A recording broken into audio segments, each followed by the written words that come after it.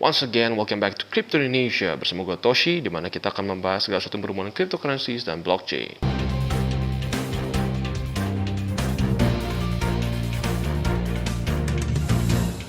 Pada hari ini kita akan membahas mengenai koreksi market.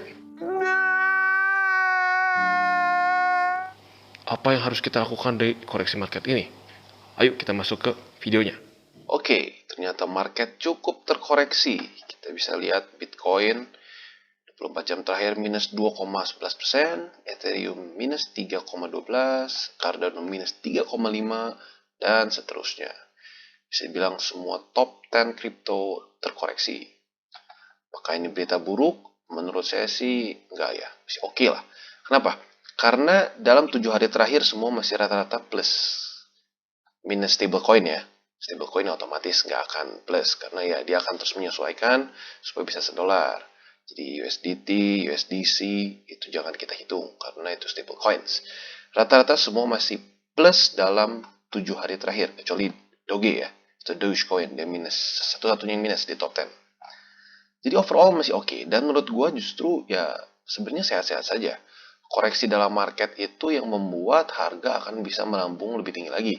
Sama seperti apa ya, kalau kita naik tangga kan butuh ada stepping, apa ya, bukan stepping stone ya, sorry, tapi ya kita harus ada pijakan dulu, harus turun dulu sedikit untuk naik.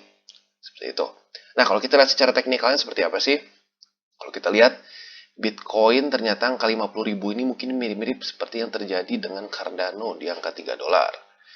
Di mana angka $3 ini menjadi satu apa ya, bisa dibilangnya resisten psikologis.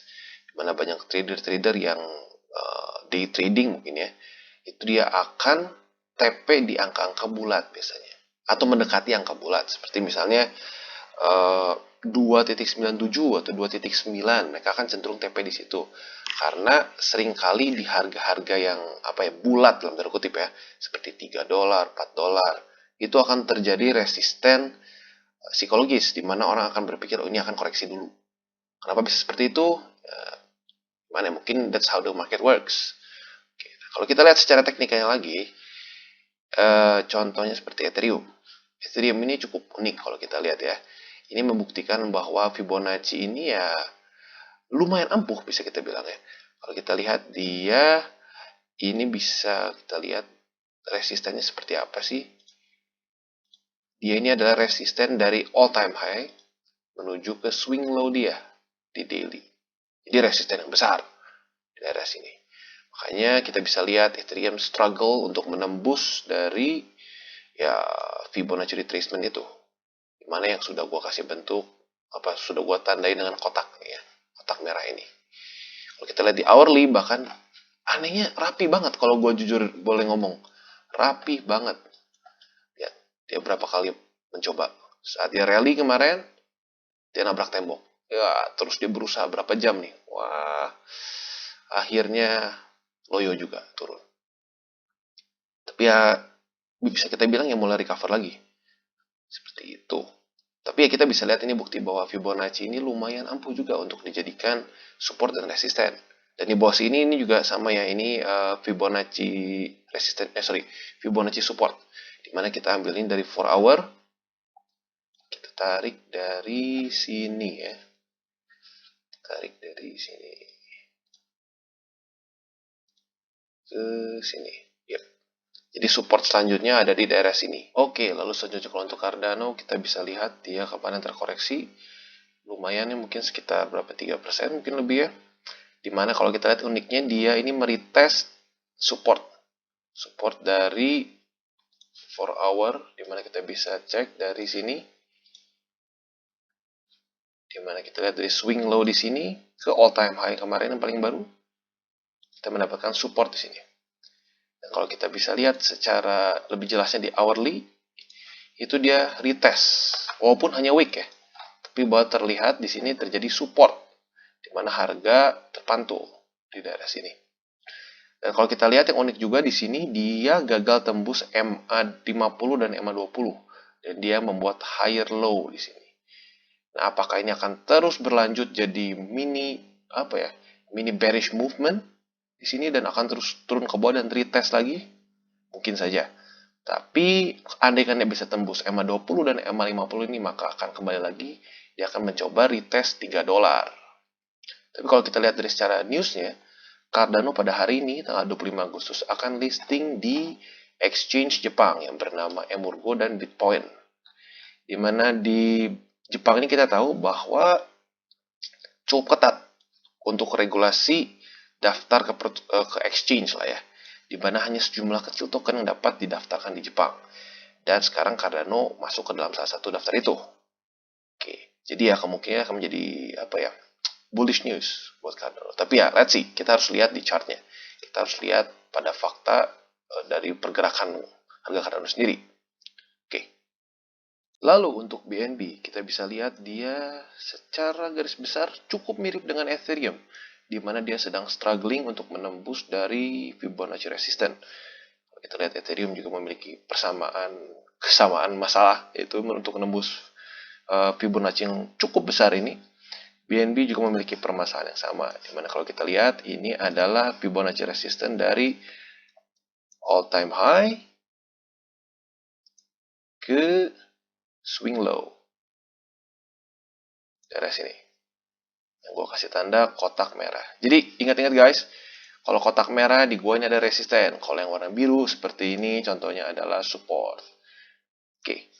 Jadi balik lagi, ini adalah hal yang sedang dilakukan oleh BNB. Dimana kalau kita lihat juga dia memiliki movement yang mirip juga dengan Cardano, dimana dia mantul di support dari Fibonacci. Mirip seperti ini kasusnya.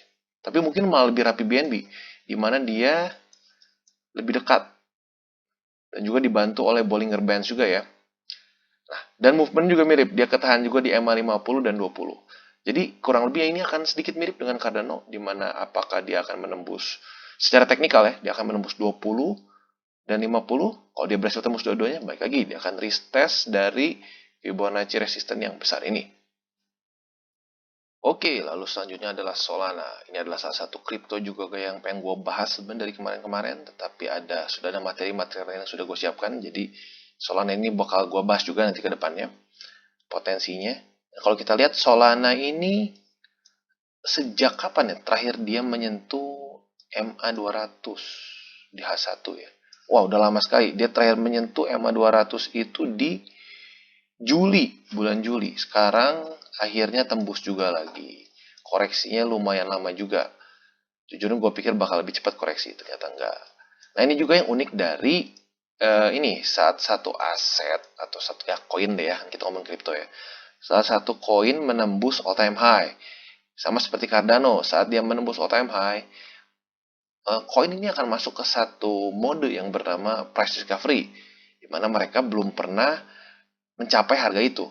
Otomatis saat itu terjadi adalah orang akan berspekulasi untuk dalam tanda kutip untuk beli si aset ini. Karena secara price action dia tidak ada bisa bilang tidak ada resisten yang luar biasa besar. Gitu. Plus juga Fibonacci-nya otomatis tidak ada Fibonacci besar seperti Bitcoin atau Ethereum yang belum menembus all time high-nya. Jadi tidak ada resisten yang sebesar-besar ini nih. Yang menyeramkan seperti ini nggak ada, sudah tembus mereka. Sama juga dengan Ethereum, terutama Ethereum nih, yang secara resisten cukup alot juga nih. Nah, jadi itu penyebabnya kenapa seringkali aset-aset yang menembus dari all time high itu akan naik dengan cukup eksponensial. Dan satu lagi, Bitcoin juga ternyata di daily sudah terjadi ada golden cross di antara MA 200 dan MA 20 daily. Nah, bahkan kita lihat dengan begini, otomatis support dari Bitcoin ini akan semakin kuat juga. Dan kecenderungan untuk Bitcoin naik harusnya semakin besar. Walaupun sebenarnya yang akan benar-benar menjadi pertanda bahwa bull market akan lanjut adalah saat dia terjadi golden cross di antara MA 200 dan MA 50. Masih belum ya. Jadi kebayang ya pelan-pelan lah ya. Kita dari yang kecil dulu, 20 dan 50. 20 dan 200. Nanti kalau sudah cross antara 50 dan 200, otomatis itu menjadi a very bullish signal. Nah, untuk kalian yang tertarik dengan pembahasan teknikal seperti ini, boleh komen di bawah. Kalau banyak yang komen mengenai technical analysis gini ya, nanti gue mungkin akan bikin spesifik gitu mengenai apa sih gitu golden cross, death cross, moving average itu apa, dan lain-lain. Jadi itu adalah pembahasan mengenai koreksi market kita pada hari ini. Tapi guys, gue ingetin sekali lagi bahwa Crypto Indonesia ini adalah channel edukasi, bukan channel financial advice. Jadi gue ingatkan untuk selalu do your own research. Dan jangan lupa bahwa technical analysis ini adalah bukan mesin ajaib yang bisa bikin Anda 100% profit. Bukan. Technical analysis ini adalah apa? Gambaran psikologis market. Jadi bukan mesin pasti untung. Jadi kita harus men-treat technical analysis ini sebagai apa? Indikator. Atau untuk melihat seperti apa? Gambaran. Bukan sesuatu yang exact. Oke. Jangan lupa untuk subscribe dan klik the bell icon dan see you on the next videos.